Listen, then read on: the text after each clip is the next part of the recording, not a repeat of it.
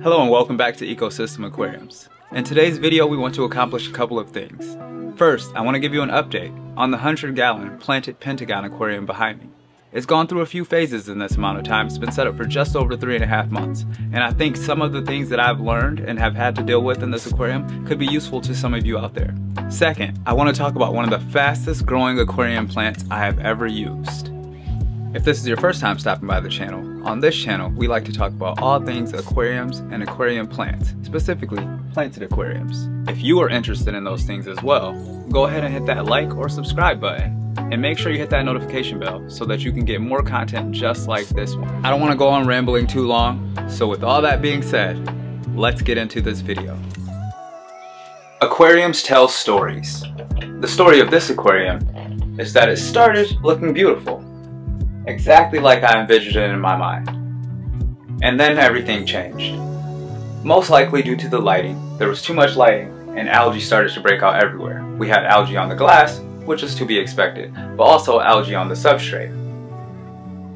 Now, originally, I had an idea to counteract this. I was going to use CO2 injection, but the plans changed. The day before I set this aquarium up, I checked my CO2 canister, and it sprung a leak. So I didn't have any CO2 left. I didn't make it over to refill it, and I didn't really have time to do it with my busy work and family schedule. So instead, I thought, why not make it more natural anyways, and I grabbed some plants out of another one of my aquariums in the studio.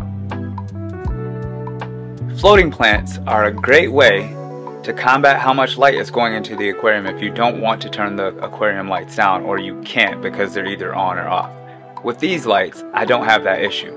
They ramp up and down just like the sun does.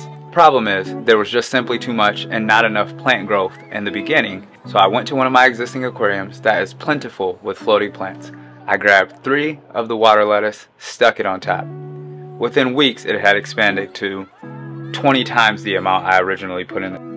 It was working exactly like I wanted it to. It was cutting down on the light, and the algae was starting to go away because these floating plants also suck up excess nutrients, which seemed to be the problem because I used regular outdoor soil in this aquarium. What I ran into was an aquarium that was far too dark. I just didn't like the look of it. I have the Kessil lights. I wanted that shimmer to be on the bottom of the substrate. So I need to remove some of these plants. What you're seeing is not a real representation of how the aquarium actually looks to the eye. The substrate is actually extremely shaded and very dark. You're seeing a brighter picture because the camera is counteracting for the darkness of the picture. Instead of me just telling you, let me try to show you what I actually see. So this is what the aquarium actually looks like to the natural eye, without the camera doing anything to brighten up the picture. As you can see, that's far too dark, especially when the light on the top is completely blowing everything else out in the room. In fact, I don't even have to turn on my lights in this room, and it looks like the lights are on. So now that we're back to the camera doing its camera thing, let's fix this problem. In other words, let's take some of these plants out and let some more light into this aquarium. Now the solution is actually pretty easy. All we're going to do is remove some of these plants. Actually, we're going to remove quite a bit of them. Don't worry, none of this will go to waste. I have plenty of aquariums around this home and the studio, and we're going to use these plants in another skate. Most likely I'm going to put most of them in the 500-gallon with the cichlids. But let's get started. That's enough talk. Look at the length of the roots. And as you can see, there's still some algae on these plants. Not too worried about that though. I am planning to put CO2 back in this aquarium, or in this aquarium. I haven't had any in yet, but I just feel like it's such a large aquarium. And the whole point of doing planted aquariums is to try to keep it as natural as possible.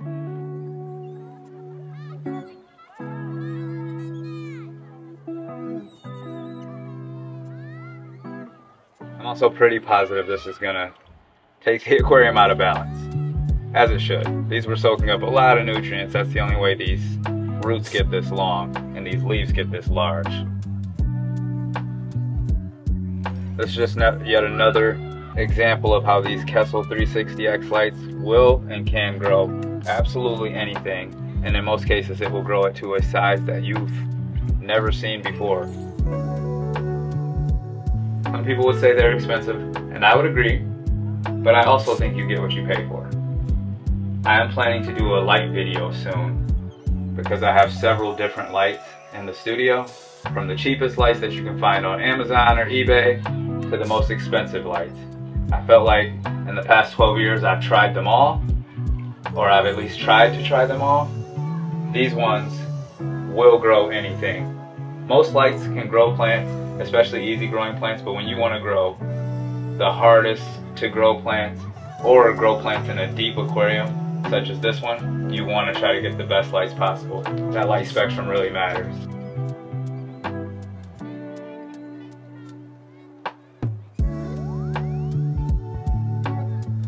When I say I put 3 of these in here, I mean 3 that were about this small.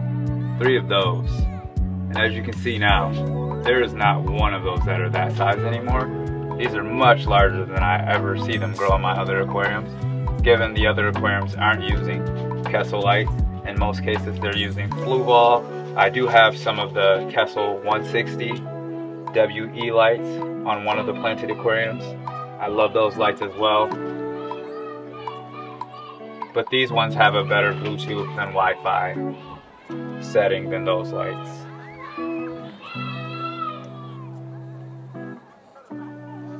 And as you can also see, there's some frogbit in this aquarium that hitchhiked off of another aquarium. I know people worry about snails and things like that getting in your aquariums, but because the entire channel is based off of things working more like an ecosystem, I don't worry about things like that.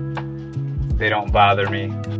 I want my aquariums to be as natural as possible, and snails are part of that. They're part of the planted aquarium. You'd be hard pressed to find any natural environment that doesn't have snails and things that some people would consider pests in the wild.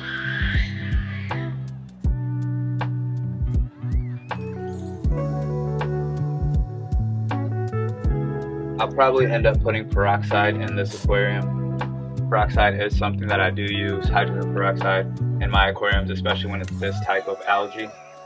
It seems to work the best. It's still healthy for the fish. You obviously want to keep it within parameters, don't put too much in, but it oxygenates the aquarium, and it usually kills off this type of algae within a day or so. This aquarium is just too large in order for me to really do it well.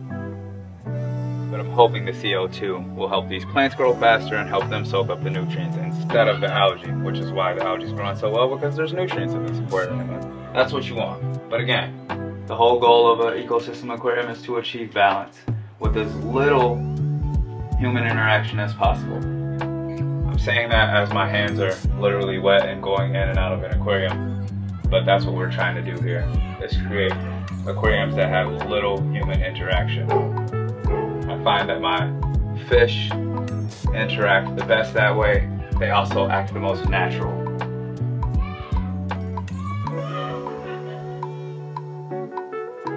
I want to give you an idea of how much I actually took out of there. This is a 2.5 gallon jar. And as you can see, this thing is completely full with water lettuce and some algae, probably some snails. But that was making this aquarium significantly darker. In order to show you how much it's changed, how this aquarium looks, I'm again going to turn the auto ISO off on the camera. That's just the compensation setting that's allowing it to look brighter and take it back to as dark as it was before, so you can see what it looks like now. So this is what the aquarium looks like now with the auto ISO off. We do have something working against us again. The aquarium lights, the Kessel 360X lights, ramp up and down, and because it is getting later in the day, there is less light actually going into the aquarium, so it's going to be significantly brighter around 2 p.m. tomorrow, which is the time that the lights are the brightest. But I'm excited to see the rest of these plants actually receive light again and start to grow. And now, as I always do whenever I mess with my aquariums, I'm going to give these fish some food, because I just disturbed their entire living environment, and I feel like it's only right that I feed them after, so they understand that what I'm doing is trying to be helpful and not hurtful to their environment. Something that is definitely worth mentioning is now you see there's significantly more flow in the aquarium than there was before. That statement's actually not true. The length of the roots of the water lettuce was blocking a lot of the flow in the aquarium because there was so much, so you just couldn't see it. The flow was still there, it was just slowing it down a lot. The fish are used to this flow, that's how the aquarium started. I am sure that this aquarium is now due for a drastic change. I just took the aquarium pretty out of balance based on what I just did, removing that many plants, but I'm going to go fill up my CO2 canister in the next few days, put that in there and hope that helps to grow some of the plants that I would enjoy seeing more. I really want some of the reds to pop. I know the CO2 will help with that, not that the CO2 creates the red color, but that the CO2 will expedite the growth, cut down on the algae, and allow the plants to soak up those nutrients, as well as they'll be getting light now. I hope that you found something in it useful and that's something that can help you with your aquariums. For those of you that are still here with me, I want to say thank you for watching the video this far. I really appreciate the support. If you like this type of content and you want to see more of it, go ahead and hit that thumbs up button and hit that subscribe. If you want to see more and get updated when I drop new videos, I'm trying to put out more content more frequently this year. It's one of my New Year's resolutions and goals because I really love and enjoy taking care and setting up aquariums. I have a lot of video ideas to come in the future. I just have to get them out with my busy schedule. Again, thank you, and I'll see you in the next video.